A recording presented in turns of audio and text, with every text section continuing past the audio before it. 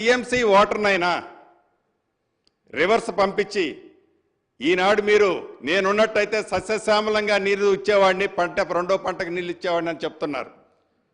ఈ 45 రోజుల్లో కొత్త ప్రభుత్వం రాకముందు ఎలక్షన్ నోటిఫికేషన్ వచ్చిన తర్వాత ఆ 45 రోజుల్లో ఆ ప్రాజెక్టు కుంగిపోయి క్రాకులు ఇచ్చిన తర్వాత నీళ్లు ఉన్నాయని చెప్పిన మీరు ఎందుకు నీటిని రిజర్వాయర్లోకి మీరు పంపలేకపోయారు?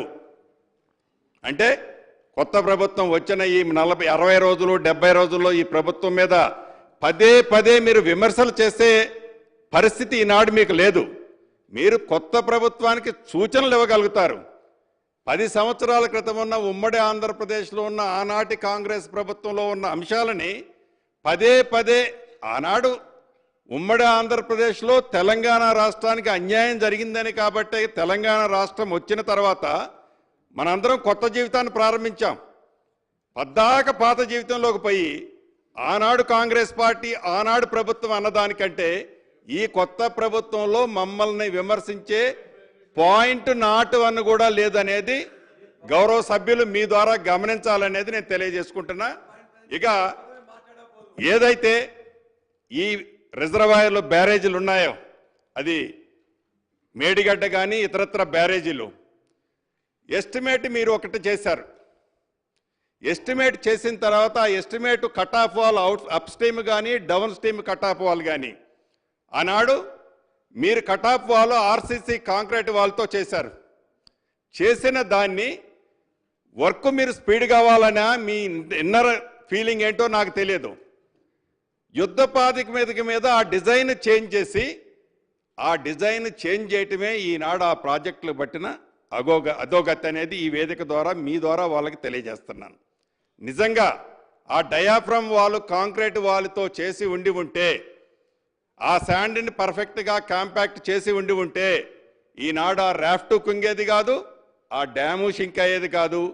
ఈనాడు తెలంగాణ ప్రజల ఈ వేలాది కోట్ల డబ్బు దుర్వినియోగం అయ్యేది కాదనేది ఈ సభ ద్వారా మీకు తెలియజేస్తూ చివరగా నేను చెప్పేది యుద్ధ ప్రాతిపదిక మీద ఇదొక్కటే కాదు, ఇదొక్క డ్యామే కాదు, మిగతా ఉన్న అన్ని డ్యాములో ఈ 3 పిల్లర్లే కాదు.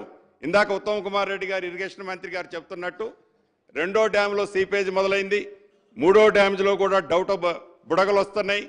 ఈ 3 పిల్లర్లే కాదు సేమ్ సిస్టమ్.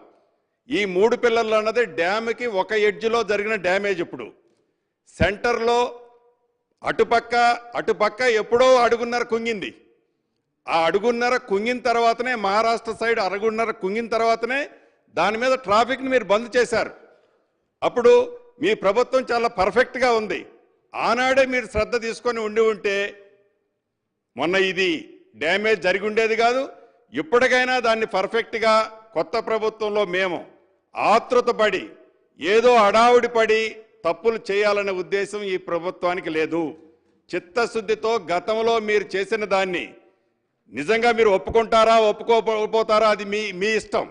కానీ ప్రజలు గమనిస్తున్నారు. విజువల్స్ కనపడుతున్న దాన్ని కూడా మీరు అంగీకరించకపోవడం అనేది చాలా బాధాకరం. అంగీకరించిన దాన్ని కూడా మీరు ఆతృతతో కట్టారా? ఎవరు కట్టారు? ఎంతమంది కట్టారు? ఎట్లా కట్టారు? డిజైన్లు ఎందుకు మార్చారు? దీనికి కారకులు ఎవరు? ఎంతమంది సస్పెండ్ చేశారు? వరద వచ్చినప్పుడు ఎన్ని పంపులు మునిగిపోయినాయి? పంపులు మునిగిపోవటానికి కారణం ఏంటి?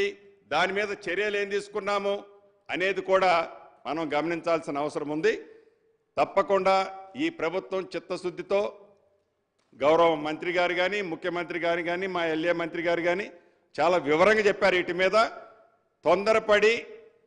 మీరు చేసిన తొందరపడి ఈ ప్రభుత్వం తప్పులు చేయాలని ఈ ప్రభుత్వానికి లేదు అనేది చాలా స్పష్టంగా మీ ద్వారా గౌరవ మంత్రివర్యకు తెలియజేస్తూ నిజంగా కల్వకుంట్ల చంద్రశేఖరరావు గారు కూడా సభకు వచ్చి ఉంటే వారు అనుభవంతో ఏదైతే దాన్ని ఇన్డెప్త్గా ఆనాడు స్టడీ చేసి కట్టారో ఆ కట్టింది యువతల డిబేట్ ఈనాడు జరుగుతున్న తర్వాత ప్రత్యక్షంగా కనపడుతుంది. కాబట్టి ఆ కనపడ్డ దాన్ని ఎలా రెక్టిఫై చేయాలనో మంచి సూచనలు ఇచ్చి ఉంటే ఈ ప్రభుత్వం తప్పకుండా స్వీకరించి ఉండేది. అటువంటి పరిస్థితి లేకపోవటం, వారి సభకు రాకపోవటం కూడా నిజంగా దురదృష్టకరం అని మీ ద్వారా ప్రధాన ప్రతిపక్ష సభ్యులకు తెలియజేసుకుంటూ సెలవు తీసుకుంటున్నాను.